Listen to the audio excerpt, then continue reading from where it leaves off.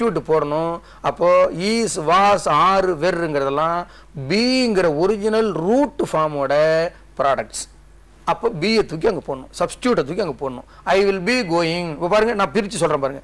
I will be going, going போய்கொண்டு, I நான், நானுங்கிற இடத்துல நீ வரலாம், நீங்கிற இடத்துல ராமசாமி வரலாம், ராமசாமிங்கிற இடத்துல அப்பாஸ் வரலாம், அப்பாஸுங்கிற இடத்துல ரவி வரலாம், ரவி வர இடத்துல முகேஷ் வரலாம், முகேஷ் வர இடத்துல ஜான் வரலாம். என்ன வேணாலும் நீங்கள் போட்டுங்க, அதுக்கும் கிராமருக்கு சம்மந்தம் கிடையாது. டேக்கிங், டேக்கிங் எடுத்துகிட்டு சிங்கிங் போடுங்க, டாக்கிங் போடுங்க, ஸ்லீப்பிங் போடுங்க, குக்கிங் போடுங்க, ரன்னிங் போடுங்க, ஸ்பீக்கிங் போடுங்க, என்ன வேணாலும் போட்டுங்க. கொண்டு கொண்டு கொண்டு கொண்டுன்னு முடியும். நான் எடுத்துக்கொண்டு இருக்கிறேன், ஆம். நான் எடுத்துக்கொண்டு இருந்தேன், வாஸ். நான் எடுத்துக்கொண்டு இருப்பேன், இருன்னா பி. இந்த பேன் ஃபியூச்சரில் முடிவு பாருங்க, அதுதான் வில்லு. உங்களுக்கு முன்னாடி உள்ளவங்களுக்கு சொன்னா இருப்பாய், அவருக்கு சொன்னா இருப்பார், புளூரல்ல சொன்னா இருப்பார்கள். இதெல்லாம் ஃபியூச்சர் ஃபார்ம்னு காமிக்கிறதுக்கு இங்கிலீஷ்ல ஹெல்ப் பண்ண வர்றது வில்லு. இப்போ வில்லு போட்டா அதுக்கு பக்கத்தில் ப்ரெசன்ட் ஃபார்ம் வர்பு வரும். அதான் முதல்ல சொன்ன பாருங்க, 7வது form will plus present form. அதனால பி இங்கே போடுறோம். I will be doing. இது 2வது ஸ்டெப். இந்த யூஸ் பண்றதையும் இதையும் கம்பேர் பண்ணி பாருங்க. நான் போய்கிட்டு இருந்தேன், ஐ வாஸ் கோயிங். நான் தூங்கிக்கிட்டு இருந்தேன், ஐ வாஸ் ஸ்லீப்பிங். நாளைக்கு நேரம் நான் ட்ரெயினில் போய்கிட்டு இருப்பேன் சொல்கிறோம்ல. இன்னைக்கு இருக்கோம், நாளைக்கு ட்ரெயினில் போகிறோம், இப்போ கோயம்புத்தூர் போகிறேன், நாளைக்கு நேரம் நான் ட்ரெயினில் போய்கிட்டு இருப்பேன். ஐ will B travelling, I will B வாட்சிங், ஐ வில் பி குக்கிங். நாளைக்கு நேரம் நான் சமைச்சிக்கிட்டு இருப்பேன், இன்னைக்கு தான் நான் அந்த மாதிரி டிவி பார்த்துக்கிட்டு இருக்கேன், நாளைக்கு நேரம் நான் வந்து நேரம் அந்த ஊருக்கு போய்கிட்டு இருப்பேன் அப்படின்னு சொல்லுவோம். அதுக்கு பயன்படுதான் ஃபியூச்சர் கண்டினியூஸ். இது புரியுதுங்களா? அடுத்தது பர்ஃபெக்ட் ஃபார்ம். பர்ஃபெக்ட் ஃபார்ம்ங்கிறதுக்குன்னே ஒரு ஆக்சிலரி இங்கிலீஷில் வச்சிருக்கிறாங்க. நம்ம வந்து போயிருப்பேன், போய். இப்போ போனான்னா பாஸ்ட் டென்ஸ், போ அப்படின்னா ப்ரெசன்ட் டென்ஸ். போனானும் இல்லை, போகிறானும் இல்லை, போனான் போகிறான் போவான்னு முடிஞ்சு போனால் அது சிம்பிள். போய் கொண்டு, வந்து கொண்டு, இருந்து கொண்டு அப்படின்னா அந்த ஆக்ஷன் தொடர்ந்து நடந்துகிட்டு இருக்கு. அந்த ஆக்ஷன் ஒரு ஒரு ஒரு மொமெண்ட்ல முடியல, அது கண்டினியூஸாக நடக்கிற ஒரு விஷயம். சமைச்சிக்கிட்டு இருக்கிறாங்க, சமைக்கிறாரு அப்படின்னு சொல்லிட்டு சமைச்சிக்கிட்டு இருக்கிறாரு. ஏன்னா it will take some time. அந்த ஒரு டியூரேஷன் அது உள்ள அடக்கியிருக்கும். அது கண்டினியூஸ் போட்டோம். இப்போ அடுத்தது பாருங்க, பர்ஃபெக்ட்ங்கிறது கம்ப்ளீட்டாக அந்த வேலை முடிஞ்சு போயிருக்கும். வந்து ரொம்ப போகிற போய் கேட்டு பாருங்க. டேக்கன் அப்படின்னா எடுத்துக்கிட்டு இருக்கிறது, எடுத்தாச்சு. கான் போயாச்சு, போய் ஆச்சுன்னு அது பாஸ்ட் டென்ஸ். போய், வந்து, இருந்து, அப்படி கட் ஆகும். அந்த ஆக்ஷன் முடிஞ்சு போயிருக்கும், பட் இன்கம்ப்ளீட்டாக இருக்கும். இதுக்கு பேர் தான் பாஸ்ட் பார்ட்டிசிபிள். வான்னா ப்ரெசன்ட், வந்தான்னா பாஸ்ட், வருவான்னா ஃபியூச்சர், வந்து கொண்டுன்னா கண்டினியூஸ். கண்டினியூஸ் தான், ப்ரெசென்ட்டா பாஸ்டா ஃபியூச்சர் சொல்லலை. அதுக்காக தான் ஈஸ் வாஸ் போடுறது, வில் பி போடுறது. இப்போ பர்ஃபெக்ட்டுக்கு ஹேவுங்கிறத போடணும். பர்ஃபெக்ட்னாலே 2 ரூல் ஞாபகம் வச்சுக்கணும். 3வது ஸ்டெப்பு. முதல் ஸ்டெப்பு நேராக வர்பு வந்துடும். 2வது ஸ்டெப்பு ஈஸ் வாஸ் ஆர் வெர்ங்கிற ஆக்சிலரி போட்டு ஐஎன்ஜி ஃபார்மை போடணும். 3வது ஃபார்ம் இந்த பாஸ்ட் பார்ட்டிசிபிள்ங்கிறத 3வது ஃபார்ம் ஆஃப் தி வெர்ப் எடுத்து போடணும். இதை போடும்போது அதுக்கு உயிர் கொடுக்கறதுக்கு ஹேவ்னு போடணும். ப்ரெசன்ட் டென்ஸாக இருந்தால் ஹேவ். நான் என்ன சொல்லியிருக்கேன், இப்போ கான் அப்படின்னா போய், கம் அப்படின்னா வந்து. நான் சொல்கிறது 3வது கம். கம், கேம், கம், 3வது கம். ஈட்டன் சாப்பிட்டு, eat, ate, eaten. I have eaten. நான் சாப்பிட்டு இருக்கிறேன். இந்த இடத்துக்கு மட்டும் ஹேவுக்கு இருக்கிறேன்னு அர்த்தம். I have eaten. நான் கொஞ்சம் தான் ஒரு இன்ட்ரோடக்ஷன் தான் கொடுக்குறேன். இது என்ன எலாபரேட்டாக என்ன சொல்லிட்டு போகலாம். இது நீங்கள் ஒரு நான் சொல்லிக் கொடுக்குற மெத்தடில் நீங்கள் ப்ராக்டிஸ் பண்ணீங்கன்னா ஒரு வாரத்துக்குள்ள அந்த ஃபண்டமெண்டல்ஸ் கற்று முடிச்சுக்கலாம். அப்புறம் நீங்கள் சரளமாக ஈஸியாக பேசலாம்.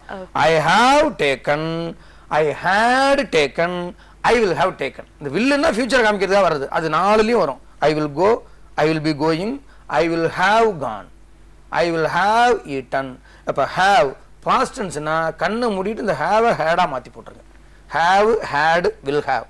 நான் போய் இருக்கிறேன், நான் போய் இருந்தேன், நான் போய் இருப்பேன், இருக்கிறேன், இருந்தேன், இருப்பேன். இதை மாத்துறது இந்த auxiliary. Have, had, will have. இதுல ரொம்ப பேருக்கு என்ன டவுட் வரும்னா, ஹேவ் சொன்னாரு, ஹேட் சொன்னாரு, இந்த ஹேஸ சொல்லலையே. இந்த ஹேஸுங்கிறது தேர்ட் பர்சனுக்கு மட்டும் யூஸ் பண்றது. ஹேஸுங்கிறதும் ஹேவுங்கிறதும் ஒரே அர்த்தம் தான். ஹேவு கூட தான் ஐஎன்ஜி சேர்க்க முடியும், ஹேவிங்னு சேர்க்க முடியும். ஏன்னா ஹேவுக்கு இன்னொரு யூஸ் உண்டு.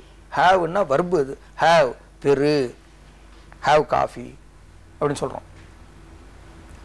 அப்போ ஹேவ் அப்படின்னா பெருன்னு வர்பாவும் வரும். வர்பா வரும்னா ஐஎன்ஜி சேரும். நல்லா ஞாபகம் வச்சுங்க, வர்பு கூட மட்டும்தான் ஐஎன்ஜி சேரும். ஈஸிங்னு வராது, அதனால ஈஸ் வர்பு கிடையாது. பீயிங்னு வரும். அப்போ பி வர்பு ஆக்சிலரி ஃபார்மோட ரூட் பி பீயிங். அதே போல் ஹேவ் ஹேவிங். இப்போ ஹேவ் ஹேட் வில் ஹேவ் இந்த ஹீ ஷீ இட்டுங்கிற தேர்ட் பர்சன் சிங்குலர் சிம்பிள் வந்ததுன்னா ஹேவுங்கிறது ஹேஸாக மாற்றி போடணும், டூங்கிறது டஸ்ன்னு போடணும், கம்னா கம்ஸ்ன்னு போடணும். I come you come persons 7 இந்த ப்ரோனவுனில் சொல்லும்போது சொல்லுவாங்க. ஐ சிங்குலர், வி ப்ளூரல், இது ரெண்டும் சேர்ந்து ஃபர்ஸ்ட் பர்சன். ஃபர்ஸ்ட் பர்சனாக நான் நாங்கள். செகண்ட் பர்சன் முன்னாடி உள்ளவங்க யூ. அது இங்கிலீஷில் சிங்குலர் ப்ளூரல் ரெண்டுக்குமே ஒன்றா இருக்கிறதுனால யூ ஆர்னு காமனாக போட்டுறோம். Plural form auxiliary. I we you they third person plural, அதுலேயும் பிரச்சனை கிடையாது. ஹீ ஷீ இட்டுங்கிற தேர்ட் பர்சன் சிங்குலருக்கு எஸ் வர்பு கூட சேரும். இதை ஞாபகம் வச்சுட்டா போகிறோம், இந்த தப்பு நம்ம பண்ண மாட்டோம். I go you go we go they go. He goes she goes it goes. இப்படி சொல்லி ஒரு 10 வார்த்தை 20 வார்த்தை டெய்லி எழுதி பார்த்தா ஈஸியாக வந்துடும். ஓகே சார், ஒரு காலர் வெயிட் பண்ணிட்டு இருக்காங்க சார், பேசிடலாம் சார். ஹலோ வணக்கம், Medimix style Jaya TV. Hello வணக்கம் சார், யார் பேசுறீங்க சார்? மேடம் வணக்கம் மேடம். சார் உங்க டிவி வால்யூம் கம்மி பண்ணிடுங்க சார். கொஞ்சம் இருக்கு மேடம். உங்க பேர் சொல்லுங்க. என்னுடைய பேர் ரவிச்சந்திரன் மேடம். எங்க இருந்து பேசுறீங்க ரவிச்சந்திரன் சார்? ஒரிஷால இருந்து பேசுறேன் மேடம். ஓகே சார், சார் கிட்ட உங்க கேள்வி கேளுங்க சார். ஆமா, இதுவரைக்கும் எந்த ஒரு ப்ரோகிராமும் லைன் கிடைச்சதுனா ஃபர்ஸ்ட் லைன் எனக்கு. ரொம்ப சந்தோஷம் சார், உங்க கேள்வியை சார் கிட்ட கேளுங்க. ஒரே ஒரு சந்தேகம் சார்ட்ட நான் கேட்கணும். கேளுங்க மிஸ்டர் ரவிச்சந்திரன். என்னன்னு கேட்டீங்கன்னா, எத்தனையாவது அப்படிங்கிறதுக்கு இங்கிலீஷ்ல என்ன வார்த்தை? இது நானும் பல காலேஜ் ப்ரோக்ராமுக்கு போயிருக்கேன். இந்த ஒரு கேள்வி யாராவது ஒருத்தர் கேட்டுறாங்க. ஃபர்ஸ்ட் திங், இது இப்படி ஒரு கேள்வி இங்கிலீஷ்காரனுக்கு அவசியம் படலை. ஒருத்தருக்கே அவங்க ஒரு கல்யாணத்திலே ஒரு 4-5 குழந்தை பெற்றுக்கிறதுங்கிறது இங்கிலீஷ் கல்ச்சர் கிடையாது, அதனால அவங்களுக்கு கிடையாது. பட் இருந்தாலும் நமக்கு இப்படி ஒரு கேள்வி கேட்டுட்டா என்ன பண்ணு, நல்ல கேள்வி கேட்டீங்க. ரொம்ப பேருக்கு இது மனசுக்குள்ள இருக்கு. இங்கிலீஷ் வாத்தியார கேள்வி கேட்கணும்னா இப்படி ஒரு கேள்வி கேட்டுறாங்க. நீங்க உங்க அப்பாவுக்கு நீங்க எத்தனாவது பிள்ளை, இதுக்கு என்ன பதில் சொல்றது? இதுக்கு என்ன பதில் சொல்றது? ஹவு மணி எத்துன்னு போடுங்கன்னு ஒருத்தர் கேட்டார். ஹவு மணி எத்துன்னு ஒரு வார்த்தை இருக்கான்னு. இருக்கு, ஷேக்ஸ்பியரே யூஸ் பண்ணியிருக்காரு. ஒன்று ஷேக்ஸ்பியர் யூஸ் பண்ணால் நாம யூஸ் பண்ணலாமா? ஷேக்ஸ்பியரே யூஸ் பண்ணும்போது நீ யூஸ் பண்ணலாம். ஹவு மணி எத்து, ஹவு மணி எத்தனைன்னு சொல்றீங்களா, எத்தனையாவது ஹவு மணி எத்துன்னு போடுங்க. இப்படி நான் எங்கேயும் பார்த்தது இல்லையாம்பாங்க. இப்போ நான் எழுதுனா பார்த்துங்கன்னு சொல்லிடுங்க. ஹவு மணி எத்து, அவ்வளவுதான். இந்த ரொம்ப ஃப்ளெக்சிபிள் லாங்குவேஜ் இது. ஹவு மணி எத், what is your cardinal order, what is your birth order அப்படின்னு நீங்க கேட்கலாம். What are you to your parents அப்படின்னு கேட்கலாம். How many eth son R யூன்னு கேட்கலாம். எத்தனையாவதுன்னு கேட்கலாம். விச்சத் பொய்டிக் ஃபார்ம் வரும் இங்கிலீஷில். மேத்தமெட்டிக்ஸ் சொல்லி தருவாங்க. ஃபர்ஸ்ட் செகண்டுங்கிறது 1வது 2வது, 1th 2th அப்படின்னு சொல்லி மேத்தமெட்டிக்ஸ் சொல்லி கொடுப்பாங்க. அந்த மாதிரி டிஹெச் நீங்கள் சேர்த்து போடலாம். இந்த நமக்கு மீனிங் கன்வே ஆகணும், அவ்வளோதான். How many eth son are you to your parents அப்படின்னு நீங்கள் நிச்சயமாக சொல்லலாம். வாட் இஸ் ஒரு கார்டினல் ஆர்டர்னு கேட்கலாம். வாட் இஸ் ஒரு பர்த் ஆர்டர்னு கேட்கலாம். நிச்சயமாக கேட்கலாம். Okay, thank you mister Ravichandran, thanks for calling sir. English vocabulary எப்படி இம்ப்ரூவ் பண்ணிக்கிறதுங்கிறது ஒரு சின்ன பிரேக் அப்புறம் நம்ம பேசலாம் சார். ஒரு சிறிய விளம்பர இடைவேளைக்கு பிறகு மீண்டும் சந்திக்கலாம். Welcome back to Medimix style Jaya TV. இன்னைக்கு நம்ம நிகழ்ச்சியில ஆங்கிலத்தில் சரளமாக பேசுதல் மற்றும் நேர்முக தேர்வு மற்றும் கலந்தாய்வை எதிர்கொள்வதல் பற்றி திரு TM சவுந்தரராஜன் அவர்கள்கிட்ட பேசிட்டு இருக்கோம். அவரோட தொடர்ந்து பேசலாம் சார். இங்கிலீஷ்ல இந்த வொக்காபுலரியை எப்படி சார் இம்ப்ரூவ் பண்ணிக்கணும்? புது புது வார்த்தைகள் எப்படி கத்துக்கிறதுன்னு கொஞ்சம் சொல்லுங்க. புது புது வார்த்தைகள், புது புது அர்த்தங்கள், புது புது சட்டைகள் ரசிச்சு வாங்குறோம்ல. புது வார்த்தைகளை கத்துக்கிறது ஒரு ஆர்வம் வேணும். டெய்லி நியூஸ் பேப்பர் படிக்கணும், அதுல புது புது வார்த்தைகள் வரும். இந்த புது வார்த்தைகளை பார்த்த உடனே இதுக்கு என்ன அர்த்தம்னு டிக்ஷனரி வச்சு பார்க்கணும், பார்த்து தெரிஞ்சுக்கணும், தெரிஞ்சவங்கள்ட்ட கேட்டு தெரிஞ்சுக்கணும். அந்த நம்பர் ஆஃப் வேர்ட்ஸ் தெரிஞ்சுக்கிறதுல ஒரு ஆர்வம் இருக்கணும். அப்படி தெரிஞ்சுக்கிட்டா அடுத்தடுத்து வந்த வார்த்தைகள் தான் திருப்பி வரும். நியூஸ் பேப்பர் ரெகுலராக படித்தாலே இங்கிலீஷ் ஈஸியாக கற்றுக்கலாம். புது வார்த்தைகள் வரும், அதை அண்டர்லைன் பண்ணிக்கலாம். அந்த அண்டர்லைன் பண்ணி டிக்ஷனரி வச்சு பார்க்கணும். பார்த்து நாமளே வார்த்தைகள் காயின் பண்ணலாம், நிறைய வார்த்தைகள் காயின் பண்ணலாம். இப்போ பாருங்களேன், அக்யூஸ் அப்படின்னு சொல்கிறோம், குற்றம் சாட்டு. அக்யூஸ்டு, குற்றம் சாட்டப்பட்ட. இந்த மாதிரி அக்யூஸ், அந்த மாதிரி ரெக்வயர்மெண்ட். இன்னொரு ஒரு வார்த்தைக்குள்ளேருந்து வர்புலேருந்து நவுன்லேருந்து அட்ஜெக்டிவ்லேருந்து கற்றுக்கணும். வார்த்தைகள் காயின் பண்ணலாம். ஆர்வம் இருந்தால் இன்ட்ரெஸ்ட் தானே வந்துடும். இப்போ சே ஃபார் எக்ஸாம்பிள் டேஞ்சர்னு சொல்லுவோம். டேஞ்சர் அப்படின்னா நவுனு, அபாயம். இப்போ அபாயகரமானது அப்படின்னு சொல்லலாம். அபாயகரமான விளையாட்டுன்னு சொல்லுவோம். அப்போ அது அட்ஜெக்டிவ் அப்படி. விளையாட்டுங்கிற நவுனுக்கு அட்ஜெக்டிவ் டேஞ்சரஸ், டேஞ்சரஸ்லி, அபாயகரமாக. அப்ப அபாயம், அபாயகரமாக, அபாயகரமான. இதுக்கு வர்பே கொண்டு வரலாம். என்டேஞ்சர், ஆபத்து உண்டாக்கு, பயம் உண்டாக்கு, என்டேஞ்சர், இந்த மாதிரி வார்த்தைகளை காயின் பண்ணலாம். ஒரு ஆர்வம் வந்து இப்போ லிமிட்டட் வேர்ட்ஸ் தான் இருக்கு. அந்த வேர்ட்ஸை அதுலேருந்தே காயின் பண்ணிக்கலாம். இப்போ பாருங்க, ஜெராக்ஸ்னு ஒரு வார்த்தை வந்துருக்கு பார்த்தீங்களா? ஜெராக்ஸுங்கிறது அது ஆக்சுவலாக ஒரு இங்கிலீஷ் வேர்டே கிடையாது. நம்ம ஜெராக்ஸ்னு அந்த வெர்பாக்கி வச்சிருக்கோம். இந்த மாதிரி இன்ட்ரெஸ்ட் எடுத்துட்டு ஒக்காபுலரி டெவலப் பண்ணிக்கலாம். டிக்ஷனரி பார்க்கணும். டெய்லி ஒரு டிக்ஷனரியில் ஒரு 20 வார்த்தை புதுசாக பார்ப்போம், கற்றுக்கணும் அப்படின்னு நினைக்கணும்.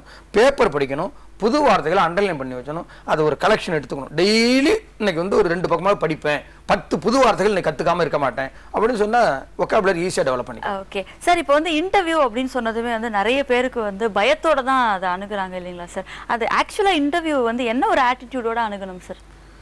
இன்டர்வியூங்கிறது இப்போது ஜோவியலாக சொல்கிறேன், புதுசாக கல்யாணத்துக்கு பெண்ணுக்கு மாப்பிள்ளை பார்த்துருக்காங்கன்னா பயமாக இருக்குதா? இல்லை. புதுசாக ஒரு பஸ்ஸில் ஏறுறோம், புதுசு பயமாக இருக்குதா? இல்லை. கண்டக்டர் புதுசாக யாரோ ஒருத்தர் வர்றார் கண்டக்டரா, டிக்கெட் வாங்க பயமாக இருக்குதா? இல்லை. ஆனால் இன்டர்வியூன்னா இவங்களுக்கு ஒரு பயம், இவங்களை மீறி இவங்களுக்கு பிகாஸ் ஆஃப் எக்ஸ்பெக்டேஷன்,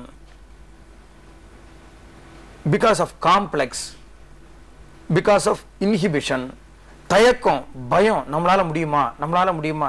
இன்டர்வியூனா என்ன? கிடைச்சா வேலை, கிடைச்சா நல்லது, கிடைக்கலையா ரொம்ப நல்லது. அதுல அனுபவம் கிடைக்குது இல்லையா? அடுத்த இன்டர்வியூல அந்த தப்பு பண்ண மாட்டோம்ல.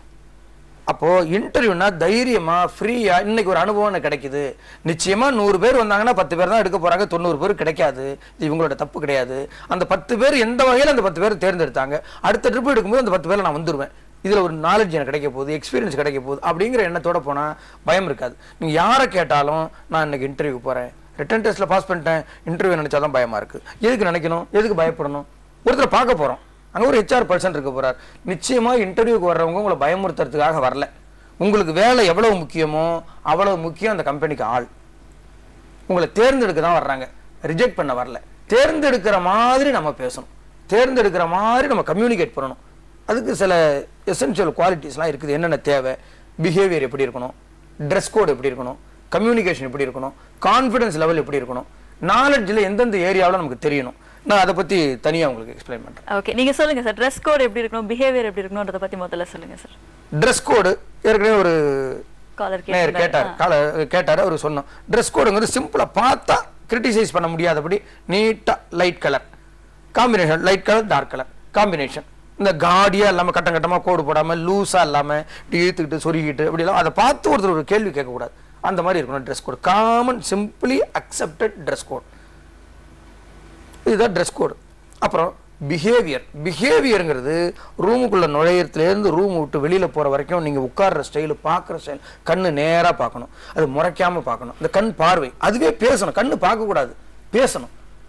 நம்ம என்ன, வி ஆர் ஹியூமன் பீயிங்ஸ். இப்போ பாருங்க, ஒரு பாட்டு வரும், மௌனமே பார்வையால் ஒரு பாட்டு பாட வேண்டும், நாணமே ஜாடையால் ஒரு வார்த்தை பேச வேண்டும். நாணத்தால பேச முடியுமா? அந்த நாணத்தால பேசும்போது கூட ஒரு மெசேஜை கம்யூனிகேட் பண்றோம். இந்த பையனை பிடிச்சிருக்குதாமா அப்படின்னு பொண்ணை போய் கேட்டா, அப்பா எனக்கு பிடிச்சிருக்குப்பா அப்படின்னு எந்த பொண்ணும் சொல்லாது. என்ன கேட்குறீங்களாப்பா, உங்க சௌரியம்ப்பா அப்படின்னு நாளே சம்மதம்னு அர்த்தம். அந்த மாதிரி கம்யூனிகேட் பண்ணணும். இந்த கம்யூனிகேஷன் ஸ்கில் இருக்கணும்.